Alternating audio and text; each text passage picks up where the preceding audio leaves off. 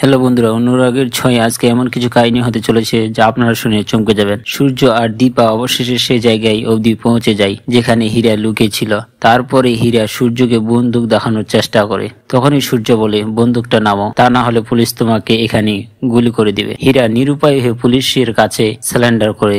এদিকে সূর্য দীপাকে বলে, সমস্ত ভুল বুঝাবুঝি থেকে আমাদের অনেক সময় নষ্ট হয়ে গেছে। সূর্য আর দীপা সেটা মনে করছে যে হীরাকে তো আমরা ধরে ফেলেছি, কিন্তু হীরা তো নিজের বিপদ নিজেই ডেকেছে যখন সে মিসকার ফাঁদে পা দিয়েছিল, বাড়ি থেকে বেরিয়ে যায়। সূর্য দীপিকার মাঝখানে বাধা হয়ে দাঁড়িয়েছিল, সে হলো হীরা। হীরার পিছনে অনেক পাওয়ারফুল লোক, সেটা বুঝতে পারে মিসকা হীরাকে নিজের ফাঁদে ফেলে, যাতে হীরা নিজের বোকামোর মতো নিজের ফাঁদে পড়ে যায়। সূর্যের সঙ্গে দীপা বাড়িতে এসে দীপা আবারও সংসারে মন দেওয়ার চেষ্টা করে, কিন্তু এত কিছু যে মাঝখানে কত কিছু হয়ে গেছে সেটার জন্য দীপা সূর্যের সাথে একসাথে থাকতে চায় না। লাবণ্য বাড়িতে এসে কবিরকে বলে যে আমাদের হাতে বেশি সময় নেই, তাই সময় থাকতে থাকতে সূর্য আর দীপিকাকে এক করতে হবে। রাখি পূর্ণিমার জন্য যখন লাবণ্য, সূর্য, দীপা, উর্মি মন্দিরে পূজা করতে আসে, ঠাকুর মশাই অনেক বুঝাতে চেষ্টা করে, কিন্তু